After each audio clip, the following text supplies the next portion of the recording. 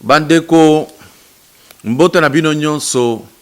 Merci beaucoup na rendez-vous to pesanaki ngai na bino to komi déjà na étape wana to banda lisusu étape mususu poto kende kaka to koma na ba abonnement oyo biso toza koluka pa na bino. Merci beaucoup parce que to kozongela makambo oyo etali bokono eza ko circuler poto yeba toza nango na étape nini to komi wapi tolingi to sala nini. Bandeko na lobaka, je vais encore répéter davantage. Na lobaki que président Félix Tshisekedi Tshilombo seul contre tous. Population ya biso ba manipuler bango kaka na ba sensibilité tribale. Ça c'est le fort. Il y a pouvoir oyo to uti ko connaître à 18 ans et zalaki kaka ko activer ba séparation ya ba tribu. Soki na lobaki naza ko loba eloko ezoboma biso tozomitala kaka biso moko ngaye pa na biso toza bien, ça suffit, le voisin ça ne le regarde pas. Lelo nazolobela ntambe mwamba na professeur Tshilombo na koka kosala analyse ya émission na ya salaki na apéro Ruara. Ce qui est étonnant et que vous devez savoir, ezali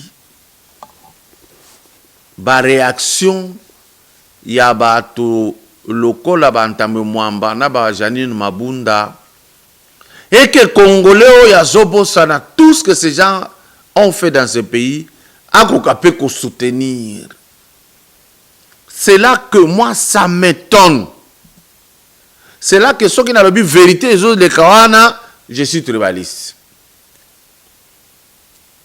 Parce que ce sont les mêmes gens qui criaient haut et fort.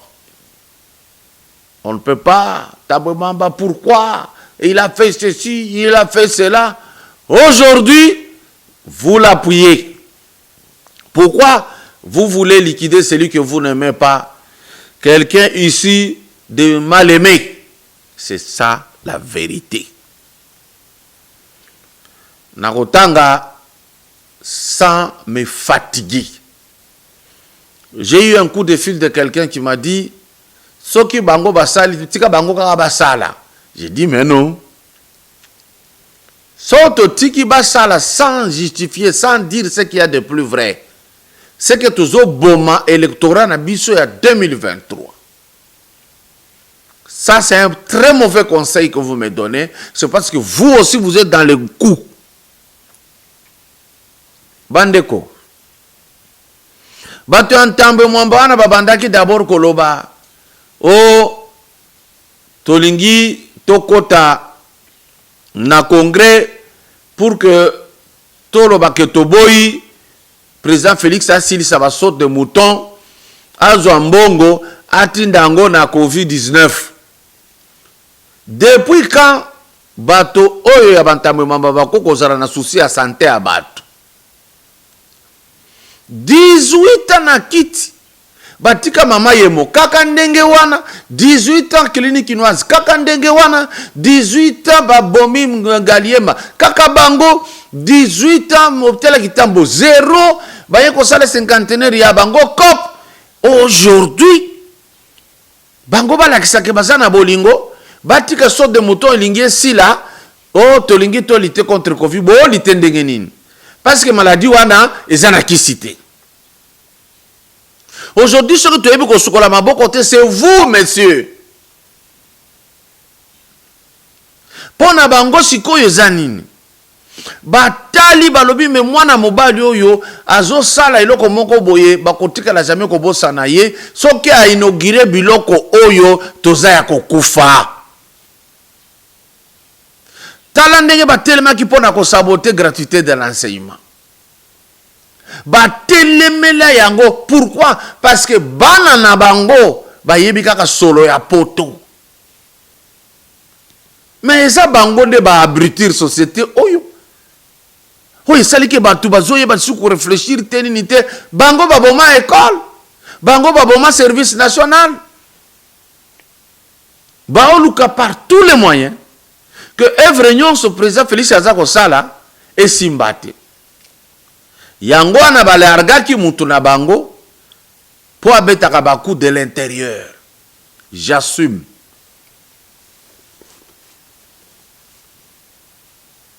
Ntambwe mamba bakota ki renouela le 23 wana. Selon l'article 119 85 bakota ki renew. Président Félix Tambwe Mwamba, Janine Mabunda na président Jean-Marc Kabund. Basololi bayokani nde batie état de siège oyo tozali tokota ba confirmant to sala makamboto. Babimi libanda bayeko constater que jambe to sala ki erreur muto bakolinge kaka tala ndenge azolite il faut ko contrecarrer batu bakufa balo bake Félix ayaki na maladie oyo te monsieur.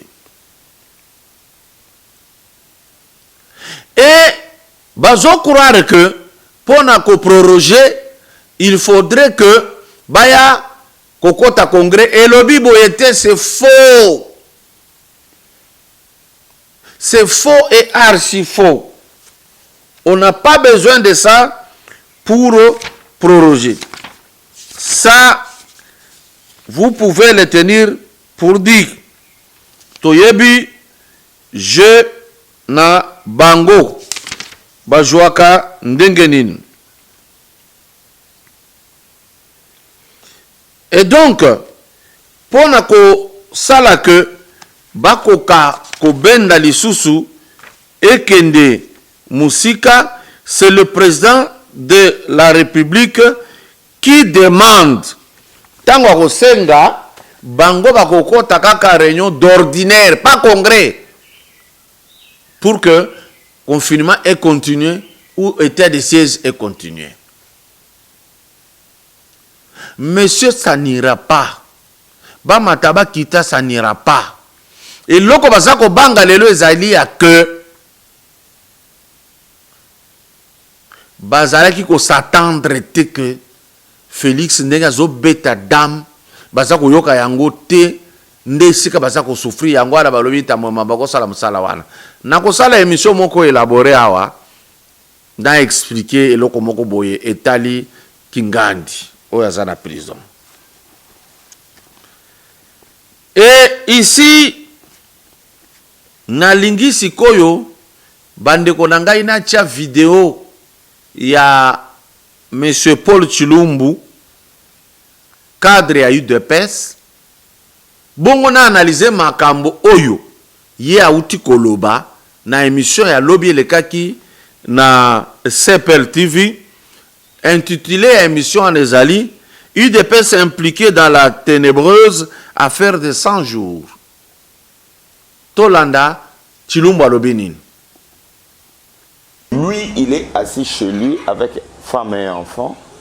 Il prend une décision que pour la question qui concerne le président, le DIRCAP du président Fatou Veka, que personne n'en parle. C'est-à-dire que lorsque l'UNC prend position, nous accuse, nous, UDPS, l'UNC prend position, accuse le président de la République qu'il est en train de manipuler la justice pour éliminer un adversaire politique. À l'UDPS, on nous dit, ne parlons pas. J'ai eu des informations qu'il y a 3 jours, le monsieur Kabound, Jean-Marc, fait l'objet de chantage de certains cadres de l'UNC. Il a fait quoi? Qui détient ces titres de propriété qu'il a acquis dans les 6 mois, qui valent plus de 2 800 000 $. Ça sont des accusations gratuites pour ce J'ai dit, je parle au conditionnel. J'ai eu des informations et des sources sûres. C'est vérifiable. Monsieur Chilumbu dit que Jean-Marc Kabound s'est abreuvé au mamelles de Vital Kamere. Alobi Lui Kabunda zako fanda mwasi na bane pana ye. Yoka d'abord impolitesse, yoka d'abord arrogance. Il est lui chez lui, enfant et femme. Mais Paul, Kabunda za chef na yo. C'est ton chef. Zoba orgueil wana ki professeur tika ngona université. Là où tu es, il faut accepter. Il est chef na yo o matao kita. So balingi ba benga numéro 1 à IDPS, tu n'iras pas. C'est Kabunda qui ira. Deuxième élément, Kabunda za premier vice-président de l'Assemblée nationale. Azali sous-chef na l'Assemblée nationale.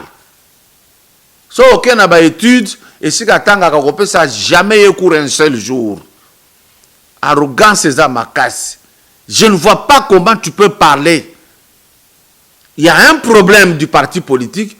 Otanga mwasina bana ya muninga. Quelle arrogance, mon Dieu. Il dit, Azak a décidé que Tolo Bailo côté na makambo etali dossier Vital Kamerhe. Il dit, bango bazo finga biso, bazo même koloba, ko finga président de la République. Bandeko. Tango siko e Chilumbu alobaki. Est-ce que yaka ki azongisi ko finga epa ya Kamerhe? Ou bien azongisa ki ko finga epa ya bato INC? Non, il ne l'a pas fait. D'où il a menti, raison wana ya kolobao, bazo pekisa biso toloba, il fallait toloba. Il n'avait rien dit. Au contraire, Chilumbu Paul parle en faveur de Kamerhe. Il a dit ceci. Malgré cela, inutile de spéculer, le président Kamerhe vit juge d'innocence, de présomption d'innocence. Est-ce que vous avez des répliques contre cette phrase-là? Il jouit de présomption d'innocence. Nde bimaki na munoko ya Chilumbu. Nde réplique ya zalaki ko fingela Kabund, réplique mobimba na ye yango wana. Oh, il ne fallait pas te fendre, il fallait te répondre. Chilumbu, tu n'as pas répondu. Tu as soutenu Kamerhe. Mais ce Chilumbu, Azoloba, Vital Kamerhe, il dit ici, j'ai eu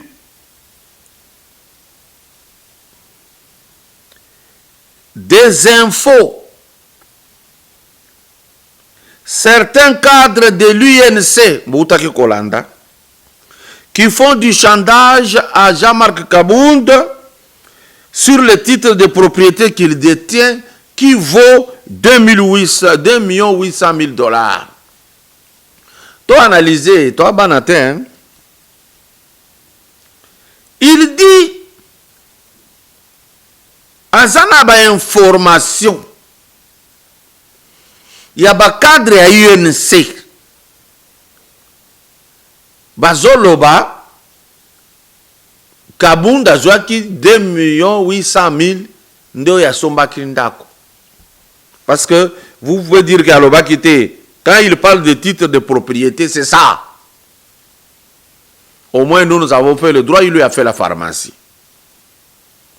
Et donc qu'est-ce qui se passe? Il fallait poser la question à Chilumbu. Info yoyo zoloba. Ozwaki yango na maboko ya nani? E mutuana yonde okendeki kosala enquête kaka na INC ou bien INC ayaki epa na yo koyebisa yo. Soki INC ayaki epa na yo koyebisa yo, poza nani? Pona nini ayebisi ba mususu te, ayebisa kaka yo Paul Chilumbu. Et dire que toi, tu es parmi les 4 obola musaki ba dossier ya ko déséquilibrer Kabund. Bande koto continue na oyo Chilumbu alobi. Le professeur Chilumbu cache les noms et prouve qu'il a des relations profondes avec ses cadres qui ne parlent qu'à lui tout en étant cadre de l'UDPS. Curieux, au moins lui, Ye au moins Chilumbu baza kopesa information na bato ya INC. Ye bazo finga yete. Bazo finga kaka IDPS ba finga na président de la République par INC. Mais INC azo finga Chilumbu te, mais azo benda Chilumbu yaka apesi info. Est-ce que vous comprenez quelque chose? Comment l'INC peut être contre IDPS et son président, et le président de la République, mais il n'est pas contre Chilumbu? Parce que Chilumbu a eu information dans le cadre de l'INC. Tout ça comme tout, non? Et puis regardez, il ne fait pas attention, mais tout en étant professeur. Si je répète ce mot professeur, il aime trop ce Kolobali Kamwaki Profoana. Il dit, je parle au conditionnel. J'ai des infos, des sources sûres, c'est vérifiable. Prof, les Français au Lobagé, hein? Comment est-ce que quelque chose peut être au conditionnel et puis ça est découlé d'une source sûre? Parce que la source est sûre, parce que c'est vérifiable, ça ne peut pas être conditionnel. Au moment où mutolinga kokosa, aobosa na makambo azoloba. Chilumbu aza coincé. Il vient de faire découvrir à la face du monde que c'est un collaborateur. Il y a Mounene, il y a INC. Il en sait quelque chose. Il a une source à l'INC qui lui donne une source sûre. Mais quand la source lui parle au conditionnel. Ni n'est véritable entre deux pôles. C'est le conditionnel. Or, le conditionnel, ce n'est pas une précision. Tu ne peux pas dire qu'il a eu l'argent. Tu ne peux pas dire qu'il a allaité au mamelles de Vital Kamerhe. Parce que c'est au conditionnel. Français n'a eu fallu ça. Il paraît que Kabound aurait eu et reperçu au moni. Français n'est pas conditionnel, je parle au conditionnel, et puis ils ont affirmé que c'est une source sûre. Quand la haine envahit quelqu'un, il dit n'importe quoi. Moi, je l'ai dit, ça y est là-bas, vidéo, sincèrement, que je parle technique. Place Oyoya, je parle au conditionnel. J'ai eu des informations qu'il y a 3 jours, le monsieur Kabound, Jean-Marc, fait l'objet de chantage de certains cadres de l'UNC. Il a fait quoi? Qui détient ces titres de propriété qu'il a acquis dans les 6 mois, qui valent plus de 2 800 000 $. Ça sont des accusations gratuites pour ce je parle au conditionnel. J'ai eu des informations et des sources sûres. C'est vérifiable. Vous avez entendu? Quelqu'un qui parle au conditionnel et qui dit que c'est une source sûre et c'est vérifiable. Et vous comprenez que parce que ça haine, il va vite quitter le dossier Vital Kamerhe. Il va verser dans la vie privée de Kabound. Il parle de quelqu'un de Luisa. Il parle de quelqu'un de la Banque centrale. C'est la haine. Un professeur digne, au Moni Likambouana, au Lingaki au Funda Yango. Tu dis que le président de la République est au courant. S'il est au courant, il y a eu Likambonini na ba presse. Oh le balobosconi. Parce que le président est moko mukolo IDPS ayebi. Mais yo na ba presse zo sala nini? Pourquoi zo la tête que président wana o yaza au courant ako kako solola na akabundi ye moko. On comprend que c'est vous qui êtes là pour torpiller les partis. C'est clair. Tant qu'on décide que Kobimaka kana presse. Regardez la sagesse de Jean-Marc Kabound. Quand il fait l'émission avec Christian Lusakweno, on lui pose la question sur vous. quelqu'un de bien éduqué, quelqu'un qui suit une bonne instruction, il dit, ce sont nos affaires privées que je ne peux pas mettre sur la place publique. Mais notre professeur, il dit, il y a des choses que je ne peux pas mettre sur la place publique. Et Pero Rouala lui dit, mais tu les mets déjà sur la place publique. Vous voyez quelqu'un qui n'est pas sûr de ce qu'il veut faire, a tâtonné. Paul Tshilumbu a la haine contre Jean-Marc Kabound. Comportement à Boezala ya batu oyo, balingaka bango basala likolo kaka. Tant amoni mutu muso akomi likolo, il ne dort pas. Pourquoi je dis ça?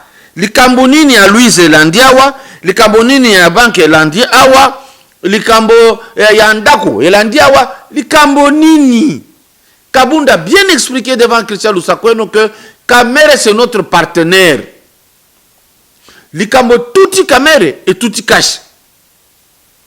Mais comment toi, Paul Tshilumbu, tu dis que non, Bazofi Ngabiso fallait te répliquer, mais n'a pas dire na yo nyonso.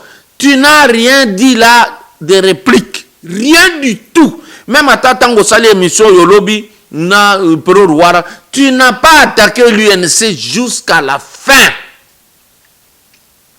D'où Batonyo Saïd de Pesbo Fongola Misu. Baluba Bazolanda. Tisi Tidara Lukunda, Chilumunda Mwalukunda. Ce jeu ici avait commencé avec d'autres. Bozonga na histoire à IDPS avait commencé avec d'autres. Ici, c'est clair. Mais ce Tshilumbu ne vise pas Kabound. Il vise le président de la République. Voilà pourquoi il était candidat Nabiloko Salamaki na IDPS. Ici, c'est la jalousie pure et simple. Il n'y a pas autre chose, s'il vous plaît.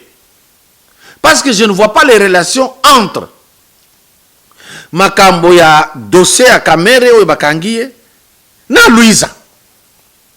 Je ne vois pas une relation entre Makambo Bakangi Kamere na kopi ya Kabunda ou ya Lingaki Sala na Muto ya Zotanga. Qu'est-ce que ça a à voir? Monsieur le professeur, comment est-ce que tu corriges les copies de tes étudiants? De la même manière, essaie de réfléchir comme ça ici. Tu es à côté. Tu exprimes la haine. Si on décide, oh, il n'a pas mandat, il n'a pas qualité, c'est lui qui nomme, c'est celui qui révoque. Oui, bien sûr. Toi, tu crois tel que tu es là, professeur Alinikin. Si tu as été admis professeur Alinikin par un recteur X, recteur Wana Ndanomakio, Akufi, recteur Moussou Kokota, au Sali Babevur, Bako Bengana Ote Bakoloba, Kaka O ya Tchaki O Anande O ya Kupinirio. Quelle notion de droit? Quelle notion, mon Dieu? C'est quoi cette histoire? Aux Otanga bien, c'est écrit que Jean-Marc Kabound jouit de toutes les prérogatives d'un président du parti politique. Ça dit quoi ce français-là? Oh, il fallait le comité de discipline, tout ceci. Mais Jean-Marc est président, non? Qu'est-ce que tu crois? Qu'est-ce que tu crois? Non, c'est Ezamawa. Ezamawa, que ce soit vous, Paul, qui cherchez à déséquilibrer l'IDPS. Un jour, ça va se savoir. Celui qui vous envoie, on saura c'est qui. Merci.